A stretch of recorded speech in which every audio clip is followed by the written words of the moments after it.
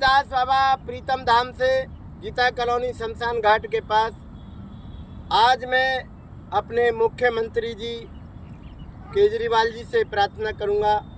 एक बारी यमुना किनारे रविशंकर महाराज जी आए थे, उन्होंने प्रार्थना करी थी कि संत समाज से कि मैं भी कार्य करूंगा और आप भी इस यमुना को साफ करने में संत समाज आगे आए। लेकिन ना तो संत समाज आगे आया और ना ही केजरीवाल जी आगे आए। 15 साल के करीब धीरे धीरे 10 साल से ज़्यादा तो अब केजरीवाल जी को भी हो गए यहाँ राज करते करते। उससे पहले शीला दीक्षित जी ने करा, लेकिन यमुना तस की मस वैसे की वैसी रही, अपनी पीड़ा सहन करती रही। अपने शरीर को उसने तप में डाल दिया। ऐसी कौन सी गलती करी? वो अपने भाइयों से ही पूछती है, यमराज से और शनिदेव से भी, कि मेरे भाई मैंने ऐसी कौन सी गलती करी।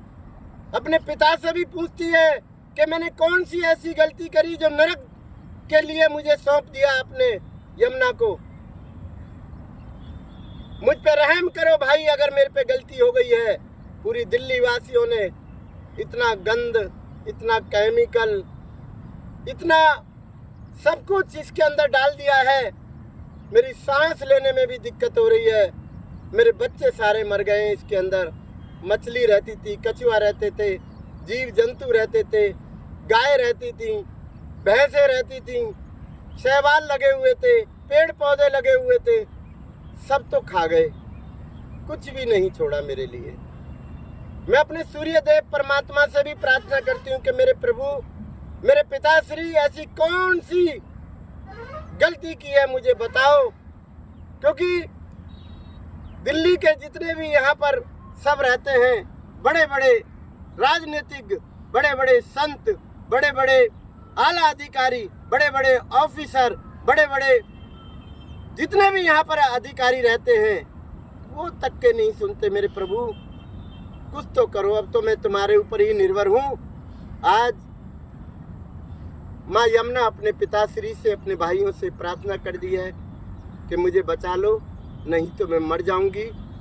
मुझे इस मानव जाति से कोई भी अब इच्छा नहीं रही है कि मुझे बचाएंगे। मेरा तो अस्तित्व ही खत्म कर दिया।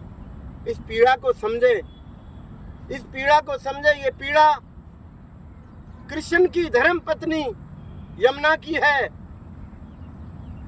पता नहीं कृष्ण भगवान मथुरा वृंदावन जाते हैं, वहां जाकर इसी जल में नहाते हैं, आचमन करते हैं। अरे ये भी तो पानी यमुना का गया हुआ दिल्ली का गटर का पानी है। आचमन करते हो तो दिल्ली के गटर के मलमूत्रों का आचमन करते हो। अरे क्यों नहीं जागते हो आप सब? इस दिल्ली में इतनी छोटी सी नदी 22 किलोमीटर के बीच में बह रही है। इसे इस हाल में मत छोड़िए। जागरूक हुइए, सभी दिल्ली वासी इकट्ठे होइए। आने वाले समय में इलेक्शन है। एक ही रट रखिए आपके कि यमुना साफ नहीं तो कोई नेता नया नहीं। अब जो नेता आएगा वही आएगा जो इसके लिए कार्य करेगा, नदी के लिए कार्य करेगा, यमुना के लिए कार्य करेगा। अपना कीमती वोट देने से पहले समझो, हमें यमुना साफ चाहिए किसी भी हालत में।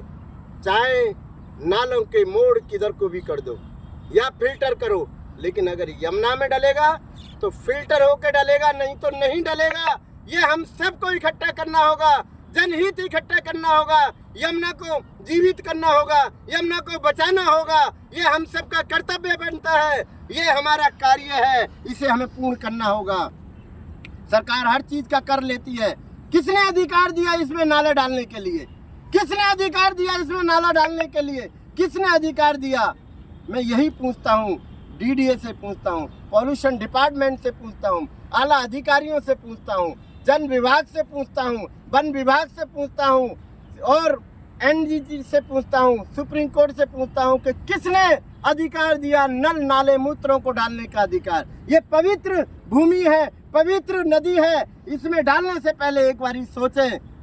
मैं आप सबसे यही प्रार्थना करता हूँ कि 2025 को खाली ना रहने दें, अपनी यमुना को साफ करने के लिए संकल्प करें और यमुना को शुद्ध करने के लिए पूरा प्रयास करें, तभी वोट आगे देना।